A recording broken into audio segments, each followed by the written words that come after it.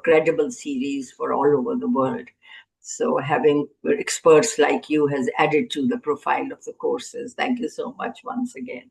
So Gohar, over to you for the logistics and other stuff.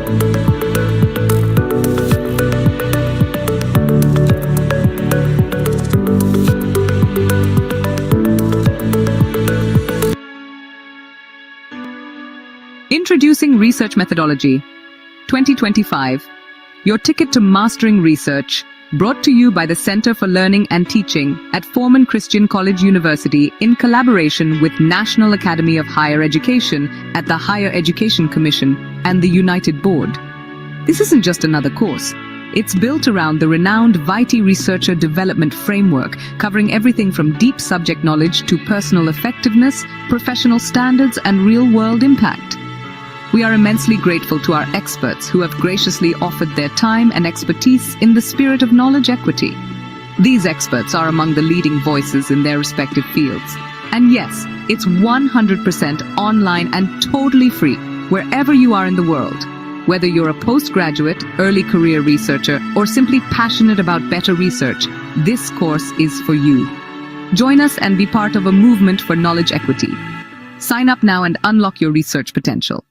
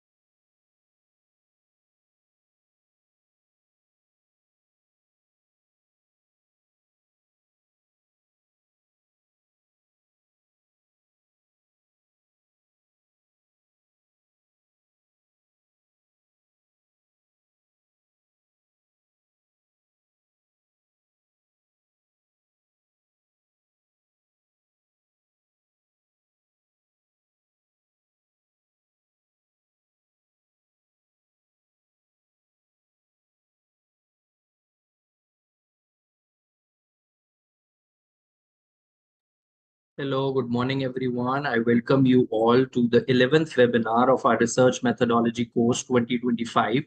And the module is Research Methodology. This is the final session for this module. And the topic for today's webinar is Introduction to Digital Humanities and Interdisciplinary Research Methodology. I quickly go over the netiquette for the session. You're all aware of them already, and you're all requested to please rename your Zoom accounts to the name of your university first and then your name afterwards. Please note that you must, for those of you, regardless you're joining through YouTube or through Zoom, you are all requested to please fill out the certification form. We'll be sharing that after 10 minutes, each 10 minutes into the session, and you're requested to please write your complete name, the name of your university. Please do not mention your department name as it is not required, and your correct email address. And please know that we'll be sending out the certificates after within 8 to 12 working days. And the session will be recorded, and all these recordings will be added to the CLT YouTube channel. You're also requested to please subscribe to that for educational material.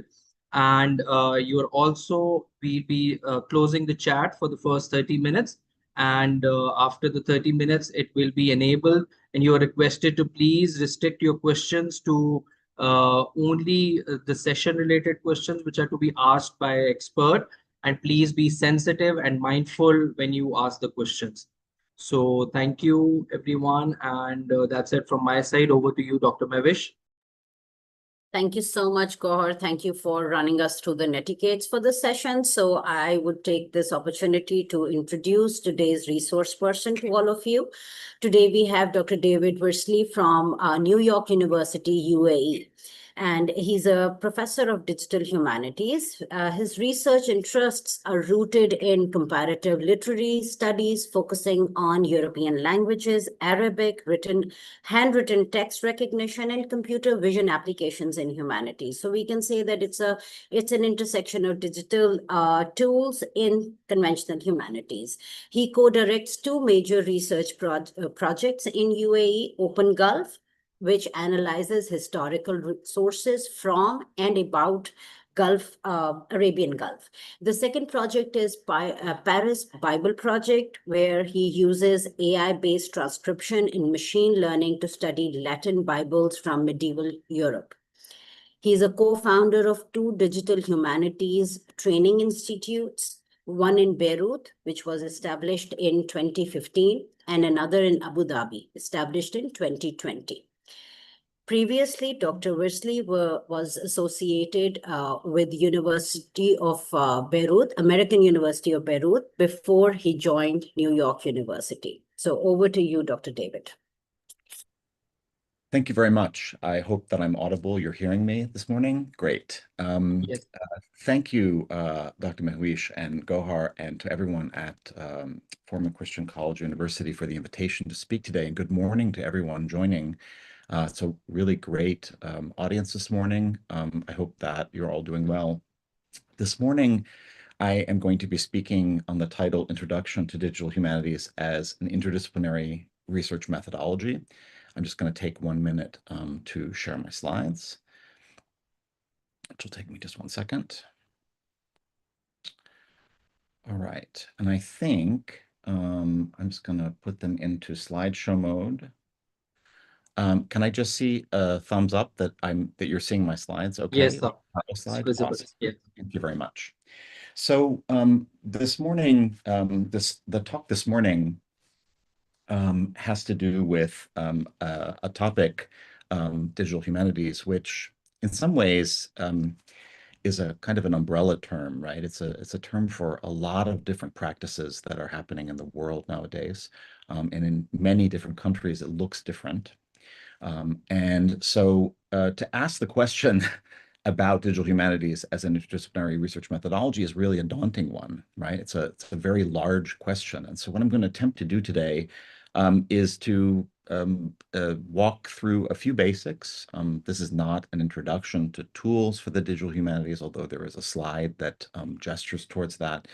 But I'm going to try to think about how the digital and the humanities, or let's say even the computational and forms of human and machine intelligence and the humanities come together, and some of the ways and implications that that has for the kind of research that we do, and also the research-led teaching that we do. So let me just make sure that I can advance the slides. There we go. So this is a small summary of my talk today. What are digital humanities? With a very facile answer, which we're going to revise a little bit. Who are digital humanists? We're going to take a look at some fictional research topics to think about the question of interdisciplinarity. We're going to think about places and ways that DH research, DH is the shorthand term for digital humanities, DH research takes place. I'm going to just talk very, very briefly about 3 projects that I have been involved in and think about some challenges and opportunities for digital humanities research in global contexts. And by that, I mean predominantly in non-Western contexts. We're going to return to that question of the what are digital humanities at the end with a more nuanced answer. And finally, I'm going to say a few words about research-led teaching, because I think we'd really be remiss in talking about research methodologies not to talk about their importance in the classroom today and their importance for new generations of students.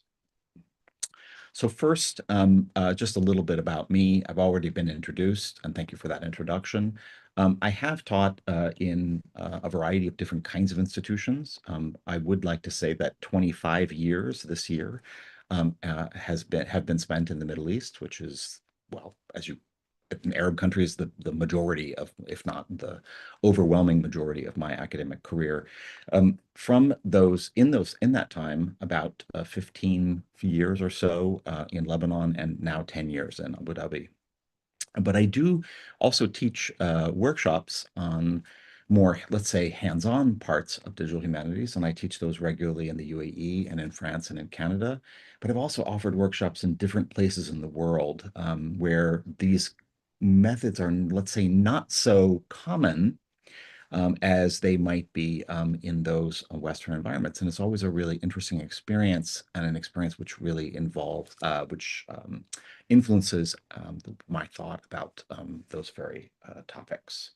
So what are digital humanities? So I'm going to start, as I mentioned before, with my very facile but convenient answer. This is the answer, if you've heard of the expression, the elevator pitch. This is when someone asks you, when you're a professor of digital humanities, and then they say, what is that? You can answer with something like this. When digital methods are used to learn about society in the past and the present, and in turn, when we ask critical questions about the world of data and its impact on human society. Now, I say it's a facile description because, well, for many, this has been going on. We could say that in some ways, digital humanities have been going on for a very, very long time, since the very beginnings of computing in the 20th century, and they've taken on different forms in different places. But first and foremost, what I'd like to leave you with today is that digital humanities are not only about taking computing or taking computing applications or tools and applying them to studies that we do in the humanities. But there is, as the second part of this description gestures towards, a reflexive, a metacritical reflection on what the changing nature of evidence and knowledge production in society in which we live in are. So who are digital humanists? Well, if you are aware of humanities disciplines, they look a little different in different parts of the world, but in general, when one looks to universities, one finds topics like anthropology or geography or history or Islamic studies, linguistics, musicology, religious studies, etc. So digital humanists very often come from backgrounds from these particular fields or disciplines in which there's a certain kind of argument and way of putting together knowledge. And that's based on things like textual and interpretive orientation around situated inquiries, cultural contextualization of problems. There's a cultural and a theoretical engagement, often with an interpretive flexibility to the results of those projects.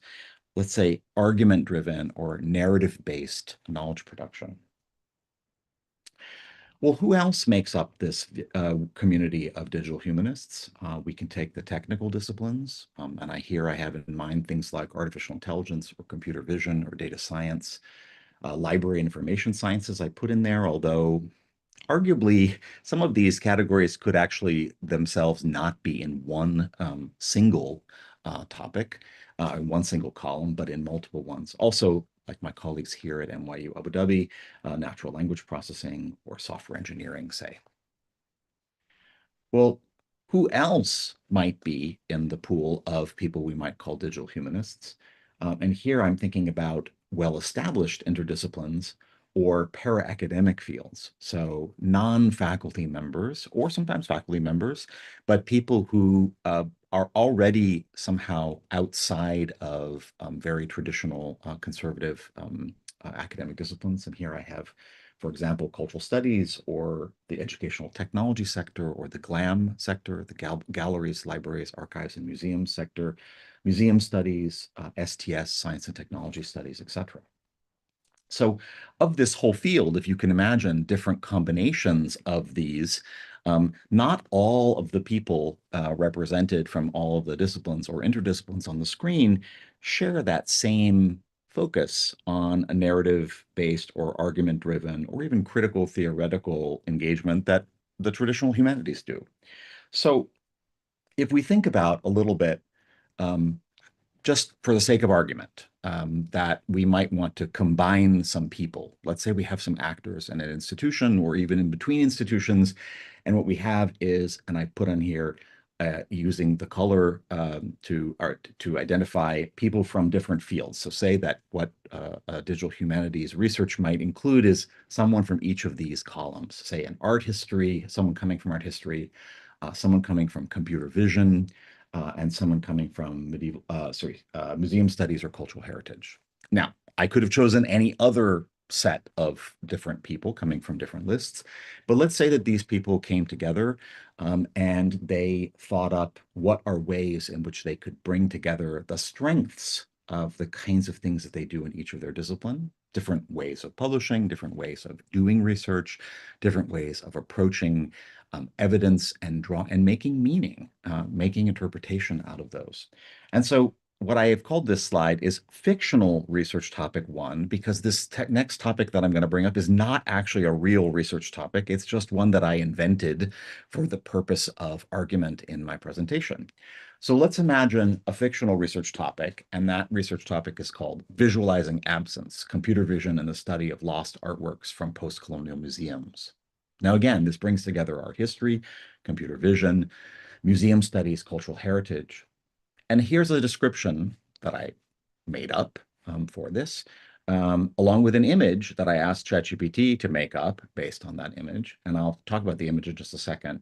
But the idea here would be to use, say, computer vision techniques, that is the capacity of computers to analyze images and to understand the ways that component parts of images, say color or shape, or even patterns inside of images might be useful.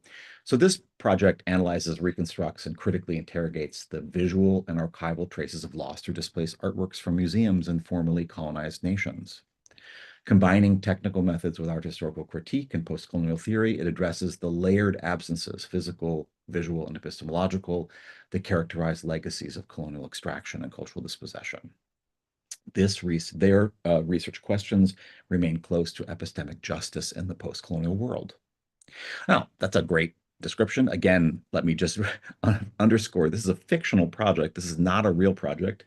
But you could imagine how different actors coming from these different disciplines or different fields would put together knowledge in their own ways. On the other hand, to carry out a topic like this, to carry out a research project like this, one can imagine all kinds of things which are required.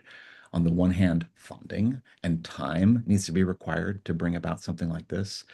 Coming up with data, sources of data that can be used by computer vision algorithms, in addition to all kinds of other human resource questions like intellectual interests.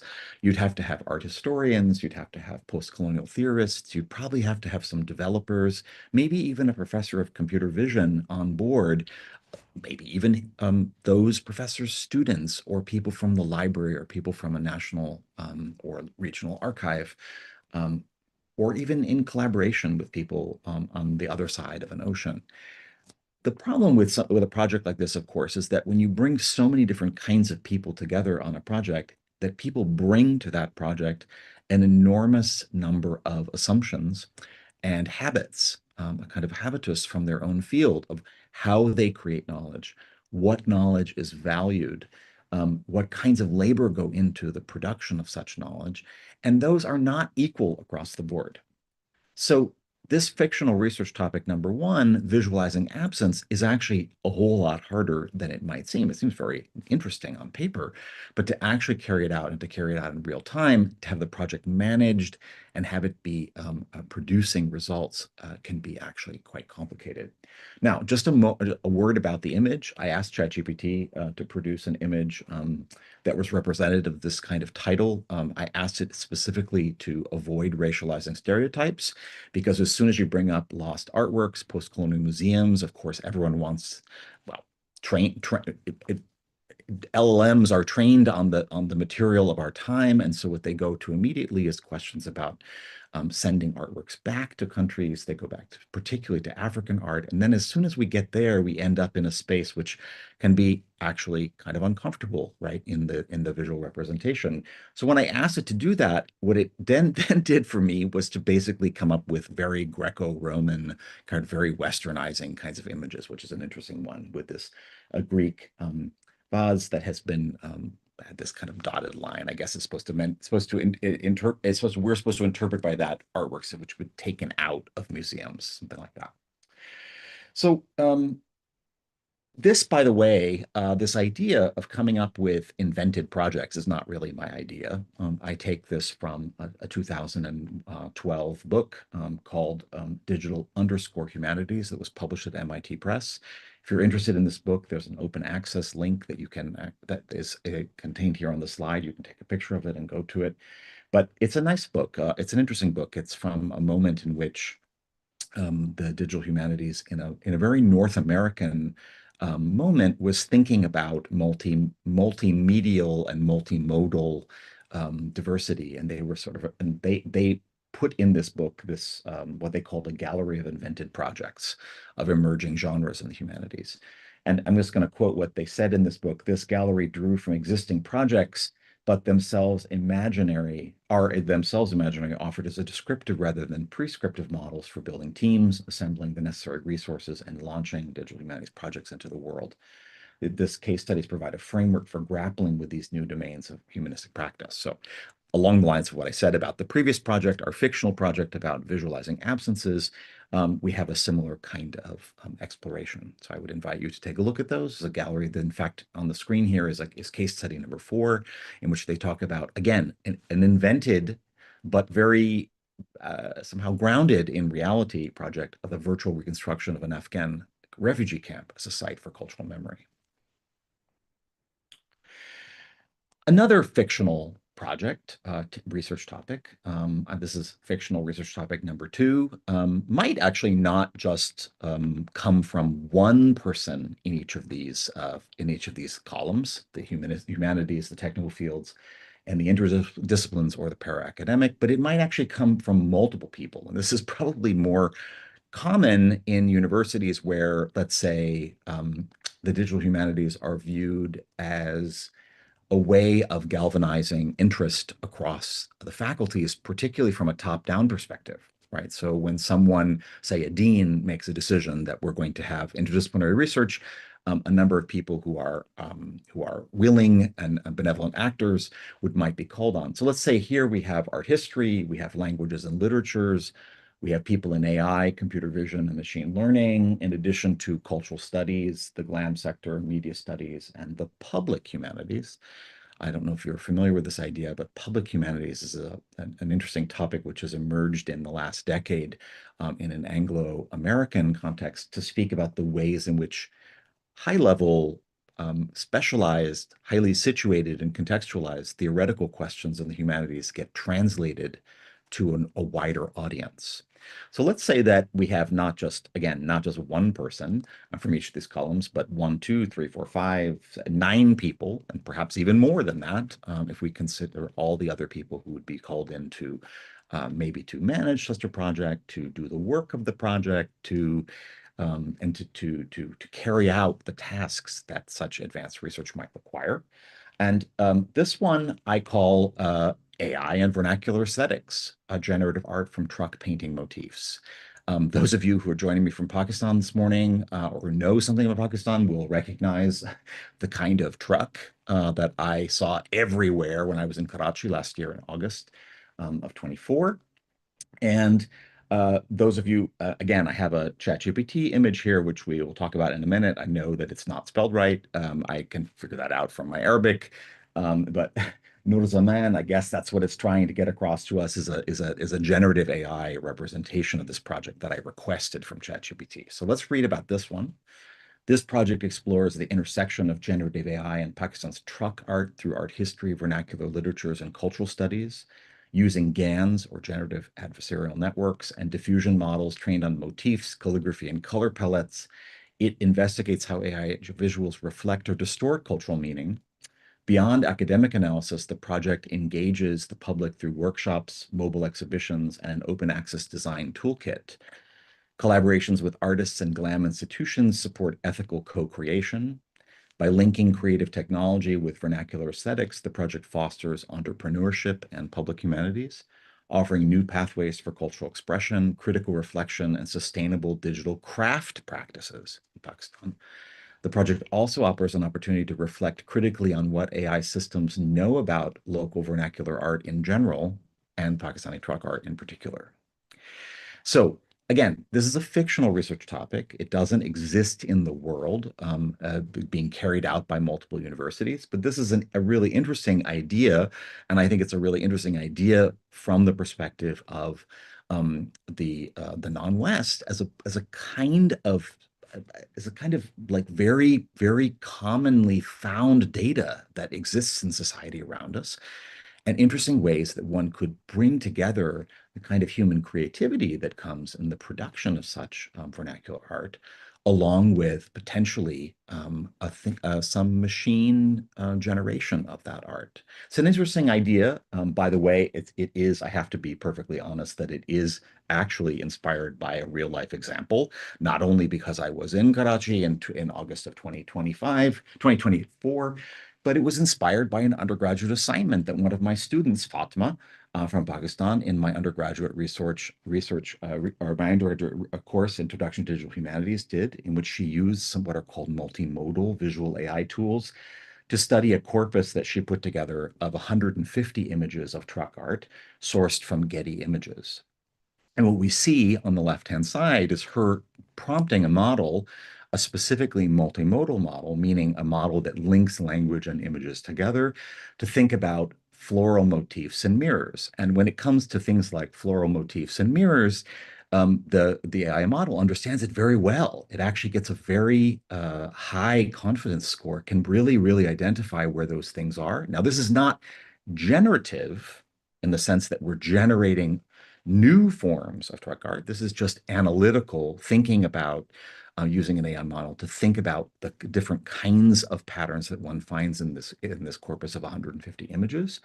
But then when she moves to other topics, say Islamic calligraphy, the model is much less, much poorer on that. So it's a really interesting question, right, that brings up that question about thinking critically about what AI systems know about local vernacular art, and in particular, truck art. So what I'd like to do next in the section that follows up in my talk is to point to some of the things that people use to do DH research. And by things people use, I mean tools, methods, and even some standards that we use. Now, I say this, and I say this particularly, but not exclusively for the computer, let's say, the very computer savvy people here. One of the approaches that is taken often people who begin in DH is to put themselves together, like I suggested, in different people from various fields. And what happens is that the kind of the imperatives of the technical fields take over, because that's where the expertise is perhaps the highest. And yet one of the things that we've learned now, after more than 2-3 decades of digital humanities research, right, is that for our research to be able to be understood by all, creating bespoke solutions for all kinds of problems is not necessarily the way that everyone wants to go. And what I mean by that is we're not all trying to come up with a new tool, say, or a new method or a new technique that allows us to get to some greater, some sort of greater accuracy in the prediction of something, of a floral motif in a topic. But instead, what we're looking for is a set of tools and methods that people share in common, and those tools are kind of allow for our work to be mutually translatable, right? For our work to be mutually intelligible. And so that community of DH research, I'm calling this the space of DH research. There's really a whole world of tools out there. Those of you who are interested, you can find these tools via the icons that are included here. But things like Python and R, you might know, computational languages, you might know about the TEI, the Text Encoding Initiative, or you might know about eScriptorium or Transcribus. You might know something about IIIF. All these words probably to many of you sound like Martian language. These are essentially domains in which people who work with data coming from the humanities tend to turn. And they tend to turn to these because these are well established. Lots of people use them. They are, if you like, the kind of the infrastructure, right? The shared infrastructure of a field that allows us to understand not only how data is created, but how it's managed, how it's manipulated, and how the analysis of our data in our fields is being carried out. But digital humanities is not only a world of tools and of standards that we look to, it's also a world of learning opportunities, right?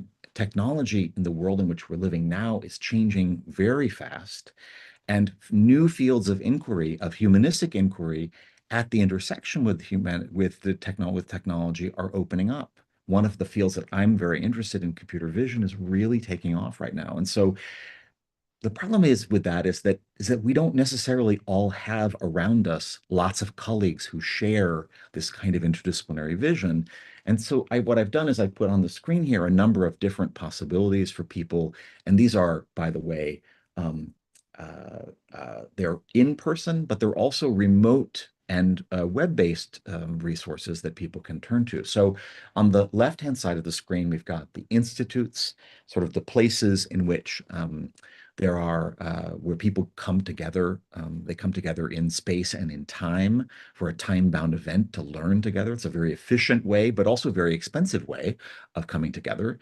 All the people who are on the call here today in the webinar, to get us all together in the same room would be really, really impossible, right? It would be really take an amazing amount of time. On the right-hand side, or sort of in the center and in the bottom, are more, let's say, web-based resources.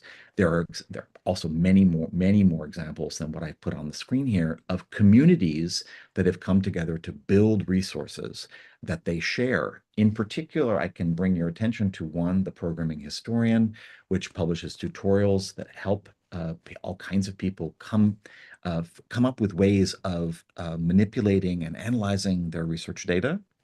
And incidentally, this kind of research data manipulation and analysis is not only something that people in the digital humanities want to do, but as I can attest to, it's something that we find in the social sciences. And so I actually have even a lot of social sciences, computational social sciences students coming to my classes.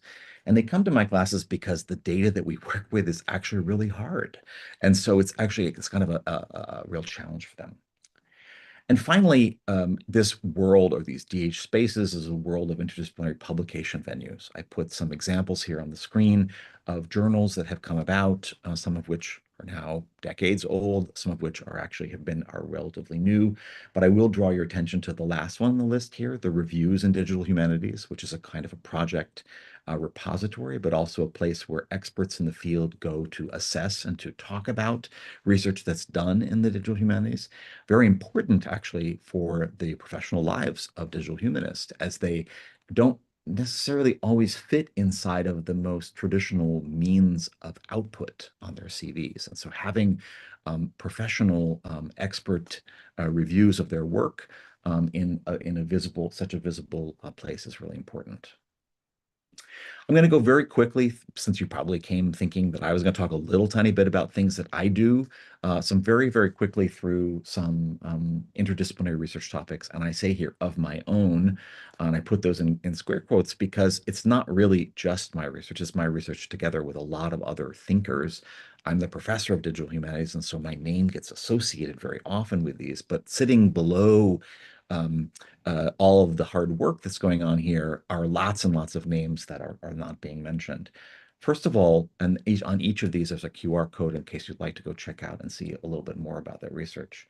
I'm a medievalist by training, and so I'm interested in changing the kind of evidence that we can come up with in order to actually work with medieval manuscripts.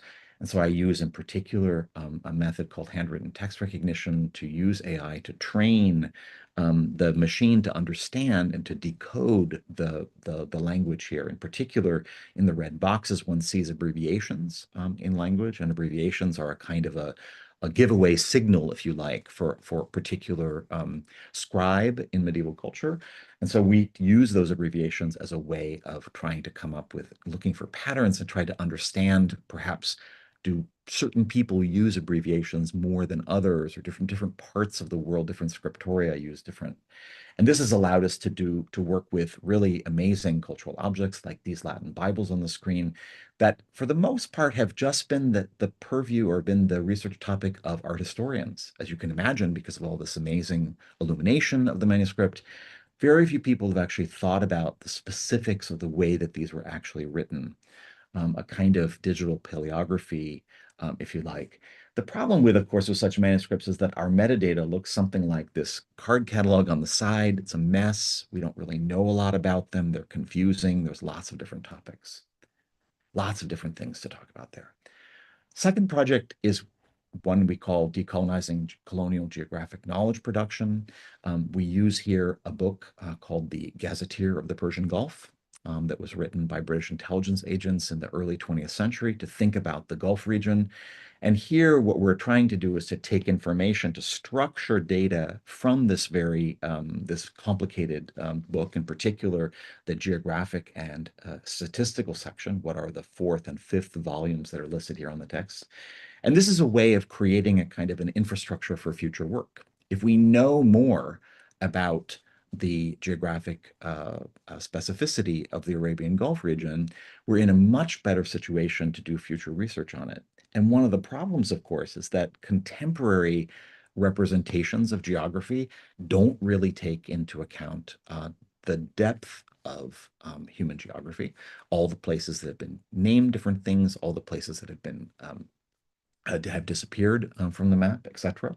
And so we use this particular one. And one of the things we've been able to do with a data set which we just published or we're about to publish of about 50,000 different instances of names that are mentioned in the Arabian Gulf region is to think critically about the way that colonial geographic knowledge has been put together. And so, of course, in these large books, they're not only talking about places, but they're talking about commodities and crops and tribes and all kinds of knowledge production that was really fueling the kind of informal empire that British had in this part of the world.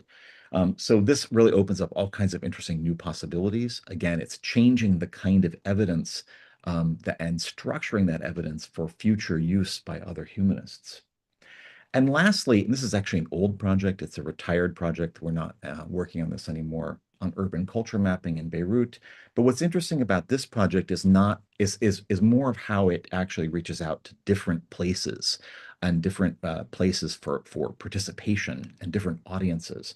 This is really about using the city as an archive, as a project that in some ways started me out in doing digital humanities over a decade ago, in which we moved around the city of Beirut and used mobile devices like smartphones to catalog and to document bookstores and sites of print culture in the city. We were interested in particular in the fact that gentrification of the city meant that many things like bookstores or print shops or publishing houses were actually disappearing, and we wanted to record those and to think about those. And so this brought together undergraduates and people in urban studies and bookstore owners and all kinds of things. This is the kind of project that when I'm talking to people who've never experienced digital humanities and have a hard time imagining it taking place in their own country, I say, this is the kind of project that you could actually imagine working longitudinally to get one started and get one learning about the kinds of techniques that can be involved in creating cultural data. In particular, in this project, we brought together data from library catalogs, from a catalog dump at the American University Library, looking at the books that were published in Beirut. And then we had some really interesting high-level takeaways. For example, on the upper left-hand side, we realized that bookstores actually implanted themselves for the most part, and publishers in particular, in the new parts of the city in the 1950s and 60s. And so this is in some ways about the growth of Beirut as a city. We were also able to, in the bottom left-hand corner, to show that actually, interestingly, war, a phenomenon that's not a particularly happy phenomenon in Lebanon, but war actually doesn't stop book production. In some ways, it kind of fuels spikes in book production in the city. And then finally, on the right-hand side in the center, this pink circle actually points to a number of Shiite publishers who actually came to Lebanon in the post-Iranian Revolution in the late 1970s, early 80s, and really shows the concentration of those bookstores and sites of print cultural production in the city. So what are challenges and opportunities of doing DH research in the Global South? I think this is a question that's on a lot of people's minds. When people look at DH research, they think it's really expensive. They think that it requires a lot of time and a lot of funding. I hope that the previous example, which is an example of a course-embedded digital research project that brought together all kinds of local expertise, kind of proves that not to be true. But here are, in my ways of, I'm going to talk a little bit about challenges and opportunities. But before I do that, I really need to say the humanities data, the kind of data that we're working with here, is among the most difficult kind of data.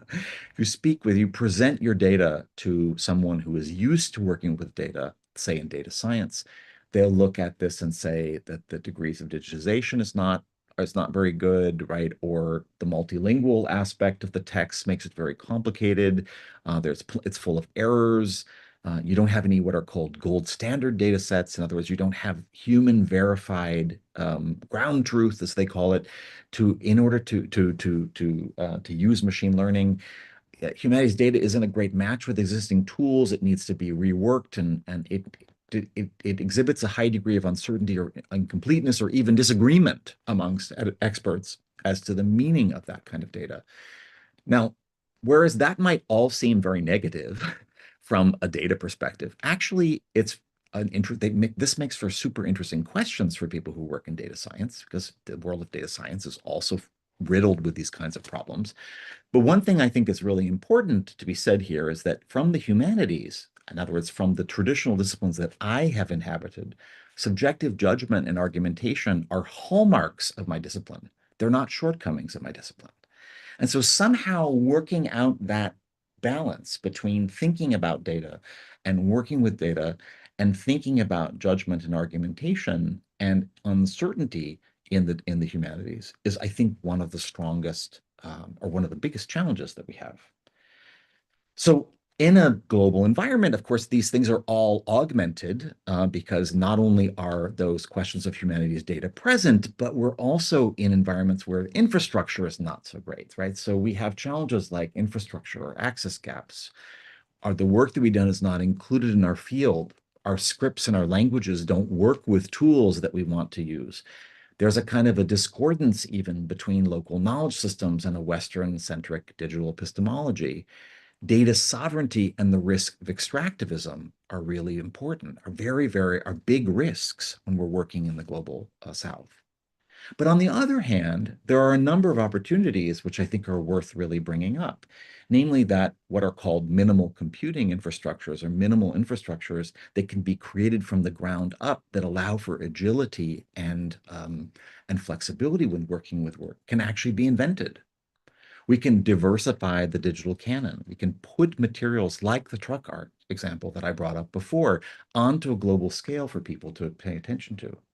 We can also reconstitute what defines the digital. We can resist homogenization that's imported from the outside, that a digital only has to be something. And then finally, we can focus on interdisciplinary local collaboration rather than outsourcing knowledge production from the global South. And I think that example of the third project that I mentioned about Beirut print culture is a really good example on that. Finally, stewarding digital economies based on local culture and knowledge, that sits behind also the truck art project that has a very creative economy, kind of creative economies angle to it. So if we go back to the very beginning of my talk, where I asked what were digital humanities, and I said, well, it's when you apply, you use data and methods from data science to think about materials from the humanities, and then we in turn ask questions about digital culture. We can nuance that answer. Given all the things that I've talked about. So I'm going to read this so that I get everything from the slide. Digital humanities involves the study of human culture and society through digital and computational methods, past and present, informed by critical practice that examines how ever-evolving technologies, like recent developments in generative AI, shape knowledge, creativity, and power. Digital humanities should be much more than just mastering tools and ecologies of tools like I showed on the previous slide and applying technologies of the humanities, but rather a way of, number one, rethinking what counts as evidence, knowledge, and interpretation in a digital world. Number two, expanding beyond pattern detection in data, also an engagement with how data is made, but rather an engagement with how data is made, maintained, governed, and even erased in the world. Number three, imagining just and inclusive digital futures and articulating notions of epistemic justice. And fourth, critical co-creation with machines where human judgment, cultural knowledge, and algorithmic systems all meet. Now, I remade this definition in 2025. Incidentally, this is a definition that I'm kind of constantly remaking. And the reason I'm constantly remaking this is that the technologies are constantly repositioning themselves differently in our lives, right? And this really brings up the question of education for me. There's a huge world of what I would call kind of computational criticism in the digital humanities. I've included some of my favorite titles on the left-hand side, in particular titles that work with questions coming from data and the global South, but not exclusively, in which people are interested in questions of intellectual property and the need for engagement, but risk for complicity in systems, particular AI systems, digital colonialism, hidden labor that sits behind data, even racism and oppression that sits at the core of machine-based systems. So why teaching? I've been talking really about research in my talk, and I'd like to just end here by speaking a little tiny bit about research teaching. At NYU Abu Dhabi, we've created what's called a minor in our system in digital arts and humanities, and some of the courses that are listed here on the screen fit into that minor: Introduction to Digital Humanities, Digital Curation, Reading Like a Computer, Data and Human Space, Quantified Self. But what we're finding is that future-proofing that curriculum for a fast-changing technological society is really a challenging process as the courses multiply and the problems grow in complexity. For example, we have courses now in digital archiving, digital history, and we're thinking about ones in minimal computing and computational images, generative AI and creative coding, etc. But teaching digital humanities really does instill in learners some pretty core values. And so these are some of the things that I use as if you like, as sort of higher level program objectives that I'm also constantly revising as the technological world is changing around us. But essentially, these are about being independent thinkers and critical users in a world that is being increasingly shaped by AI, to thriving in collaborative and interdisciplinary teams, being open to change and adaptive to a world reshaped by automation, sharing knowledge and ethically building on the work of others, etc. So in other words, this kind of like what seems like just interdisciplinarity, right, that might be just a kind of academic exercise, actually has really important real world benefits to it. And I think that that curricula inside of universities, especially universities that remain agile and that use research-led teaching, are in a position to lead. I'm going to end with this one, which is a New York Times article which came out a few days ago in the middle of June. It was called "AI Might Take Your Job, but Here Are 22 New Ones It Could Give You." And it's a bit of a humorous article, but also an interesting one in which the author Capps mentions that in the near future, we don't actually know what the jobs are going to be called, but here are some hints. Like, here are some important things. Like, AI systems have problems to them. They have problems of trust, they have problems of accuracy, they have problems of legality, they have all kinds of things in them. But you may have jobs like AI auditors or AI ethicists, AI translators, legal guarantors, AI integrators, even this, my favorite one, AI plumbers, right? The people who go in and actually pull out the junk, right? That's gotten somehow caught in the pipelines to understand those. And I would add to that, and particularly this is, I think, important for places in the global South, AI localizers, AI privacy authors, AI sanity checkers, AI decolonizers, minimal AI designers, vibe coding editors, etc. And these are the kind of tasks that really, these are the kinds of new opportunities for work which are opening up in the world. And I think that digital humanities as a research field, as an interdisciplinary research field, is really in an excellent position to train people to be ready for, not necessarily train them in all of the details, but to be ready for those. And I'd like to thank you for your attention today.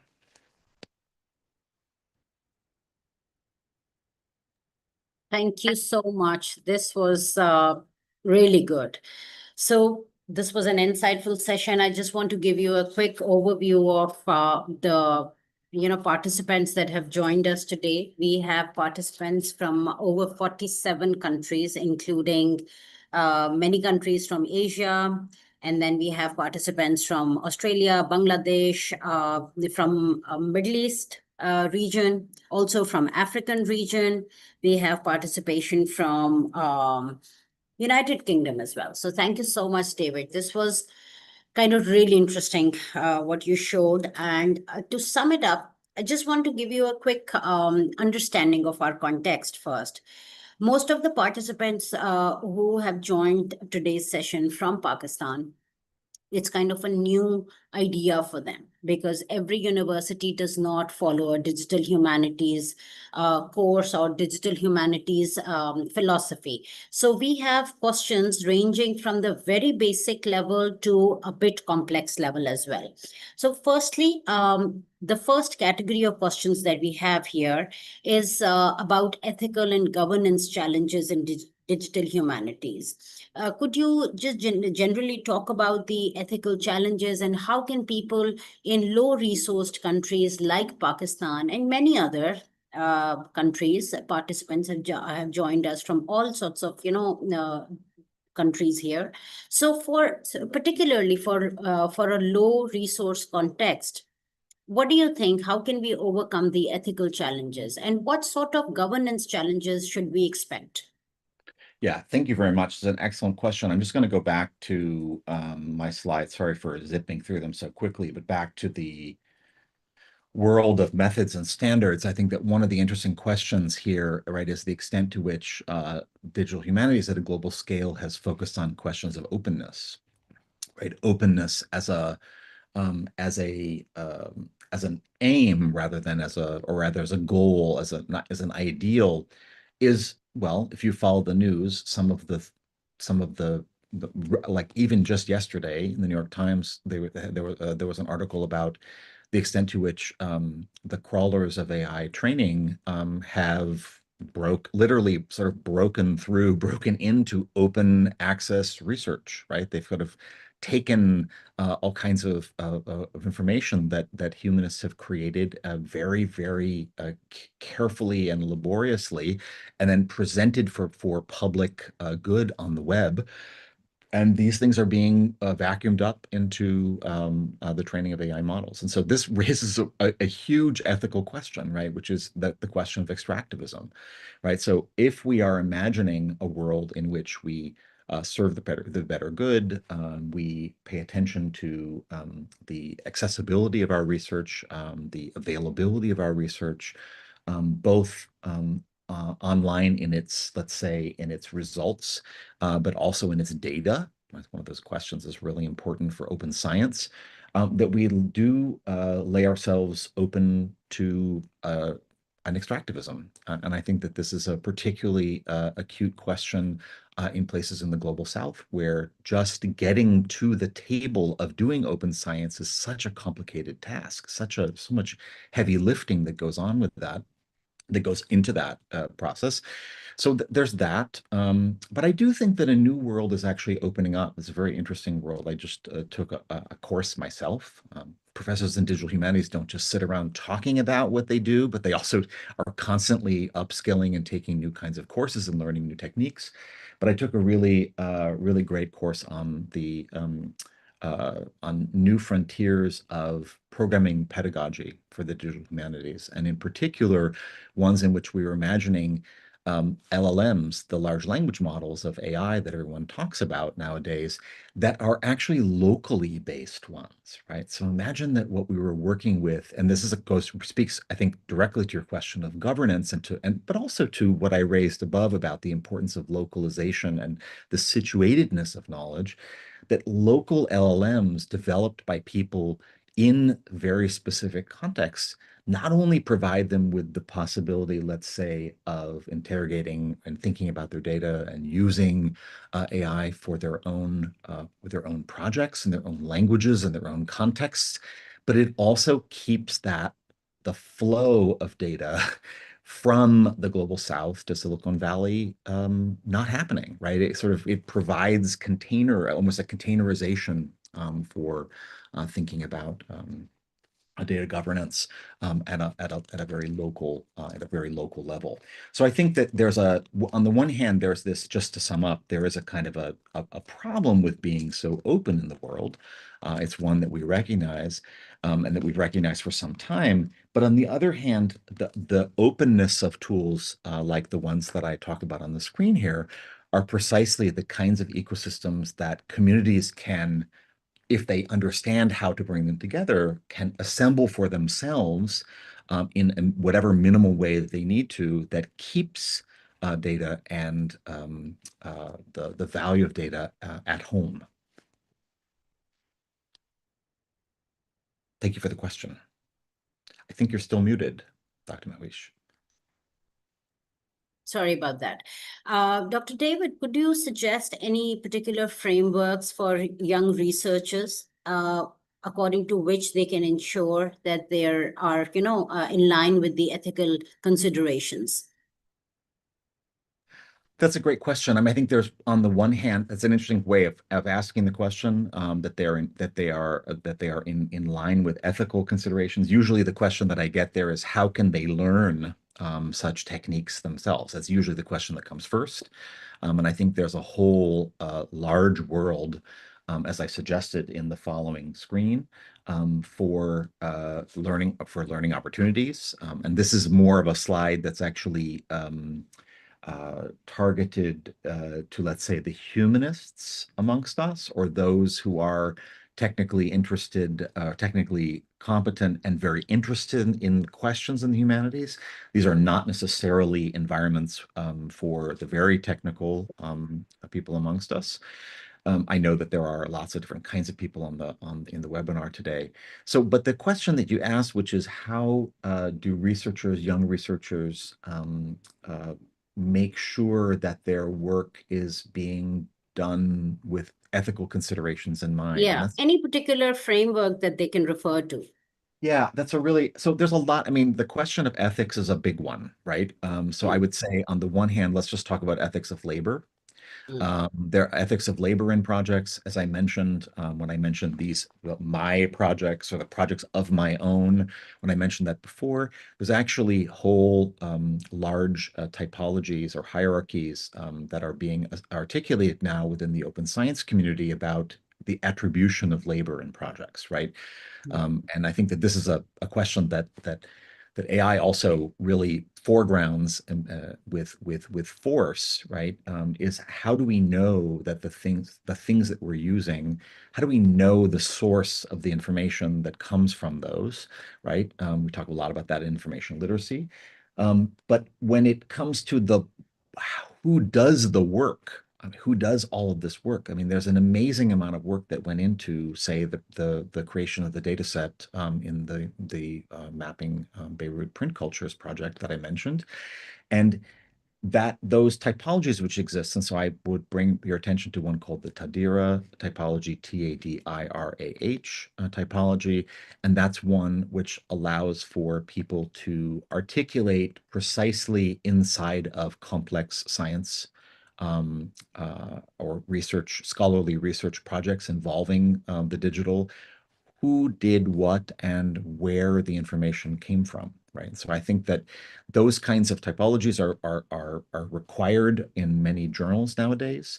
They're required to declare not just that one does not have, say, a conflicts of interest with the publication of material, but people have to be very clear about where all the work that was done, or by whom all the work that was done for a project was done. And so those, you'll increasingly find those in journals, in scientific journals. The journals that I mentioned on this interdisciplinary publication venues, some of these adopt these typologies, others don't. But the more that you make yourself familiar with different kinds of research dissemination, you will find that within professional communities, those standards for ethical data governance and ethical data practices in one's research, those are articulated by those communities. You can find that in places also like Archive or others, where there are very specific rules about being clear with what your research practices, and in particular, how you've used artificial intelligence in your projects, and where those are found. So I guess for a young researcher, it's actually sort of like what we've always had in research, which is, but literature review is not just about the ideas of the project, right? It's not just about gleaning what are the main takeaways, intellectual takeaways from one's research, but looking at the processes of research and the way that those are articulated along with the dissemination. Absolutely. And I personally feel that all of these things are so deeply rooted in our own context. The kind of interdisciplinarity that you're bringing in your research, that also matters. Like, we have many questions in the chat where people are asking that how can they choose different tools for performing a range of tasks. For that, I would suggest that you go back to slide number 15 and 16, which the presentation that we are going to share after the session is over, and explore these tools. and decide what do you want to use these for. It all depends on your purpose, your aim, and you should have a thorough knowledge of these digital tools, of course, because digital humanities, and this is in response to so many questions where participants are asking that what is digital humanities? You see, this webinar will be available on our YouTube channel. I understand that for the first time, if you're hearing about digital humanities for the first time, then you'd have to watch it again. And in the simplest way that I can explain, it's an integration of technology with traditional humanities. So you need to understand what sort of technology fits your project and your research problem the best. Moving on, we have some questions related to capacity building and inclusivity. Where humanities scholars, they often lack the up-to-date digital skills. It takes us back to exploration, but any sort of, you have shared a list of summer schools and winter schools where one can explore and get connected with the community working on digital humanities. But anything else that you want to talk about in order to bridge this digital divide within different disciplines? Yeah, sure. Of course. That's a great question. I mean, so capacity building is on the one hand, I mean, there's a portion of capacity building that's about becoming familiar with existing tools. Another part of capacity building is oddly enough, some people will say in the field of digital humanities, it's about breaking those tools. And by breaking those tools, we don't literally mean a material, fracturing of those tools, but rather realizing the limitations of those tools, right? Learning to work with digital tools is also a process of, or rather, it goes in tandem with an understanding of the contours of one's own data, the data that could be possible to come up with, and then the data which is realistically possible to have for one's research project. So within the realm of a specific research project, a master's thesis or a PhD dissertation or a monograph or an article or something like that, we really have only so much that we can do, right? And we also don't have full capacity in all tools at all moments of time, right? And so this is one of the reasons that diversifying the teams of people, bringing in people with different skill sets, say a research scientist or a metadata librarian or a GIS specialist or et cetera, can really enrich those. Now, when we think about these learning opportunities that I put up, so these are summer institutes or winter institutes, places in the world where one can go for training. These are actually those in-person events are highly privileged events, right? They depend on mobility, funding for mobility, visa access, etc. And so I don't think that this is the only way that one can come up with such skills and build such capacity. One can also do so by following in your own field a group of scholars who are working in that field. And this would be looking at those specifically, that list of journals, and looking for keywords and places where topics that are of interest to you might provide you with an opening into different kinds of research that's going on in the world.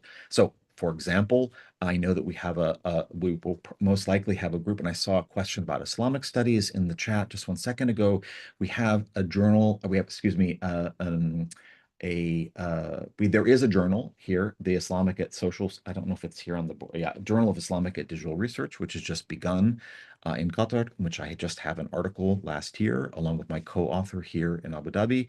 But also there's a corresponding Islamic Digital Research study working group, and they have regular webinars in which research is being presented. And those webinars are people calling in from all parts of the world, sharing their research. The same thing is true. There are specific remote seminars that run on digital history. There's one in Luxembourg, very interesting one on cultural practices in the global South that comes from South Africa. And so really, if you want to enter that world, the modes to enter that world are actually about understanding, number one, the vocabulary, number one, the places which that research is being disseminated, both formally and informally, and then joining that and following along and taking time. It's not something which happens overnight. I would recommend also, I put here the DHSI Summer Institute, which has recently moved from British Columbia in Canada to Montreal, where I taught this summer, has a listserv. DHSI listserv has lots of things going on in the world on it. It's largely North American focused, as many things in academia nowadays can be, but it's a good place to start hearing about some of the things which are going on. So the listservs, research seminars, online conferences in the field, in addition to these kinds of both in-person and remote training possibilities. Thank you so much. We have a very good comment posted by one of our participant, Asadur Rahman Bajwa, and he says, I just want to pick up the last bit of the comment where he's saying that the possibilities are limitless. One should have the courage to know. And this becomes a very powerful closing statement for this webinar. So the possibilities are limitless, and especially with the growing influx of technology and our rapid integration into all sorts of operations that we conduct as academicians. Yes, the possibilities are limitless, and all you have to do is to start exploring. I know that there are so many questions asking about tools, asking about what digital humanities is exactly. So to all such participants who are not familiar with digital humanities, I would strongly suggest that you start exploring this this field of study and start seeing exploring the tools that our resource person just shared with us, and see how can you develop interdisciplinary research projects with colleagues from your own institution. Start from home and then grow. Once when you have the basic understanding of the foundational knowledge of digital humanities, start exploring for possibilities, as Dr. David showed on his screen, that there are so many summer schools and winter schools inviting researchers from all over the world. So, the possibilities are limitless. All you have to do is to indulge yourself in exploration. With this, I'd like to thank you, Dr. David. Thank you for this incredibly insightful session. It definitely, built the foundational understanding amongst our participants. And to the participants, I want to also thank all of you. We really appreciate your engaging questions and your intention to know more. So stay tuned. We have another webinar scheduled after 1 hour Pakistani time. And this webinar, the next webinar, is about visualizing data using R. And this session will be available on our YouTube channel. If you haven't still subscribed to our channel, please do that. And keep in touch with CLT to know more about interesting topics such as digital humanities. Thank you so much, Dr. David. Thank you for the invitation.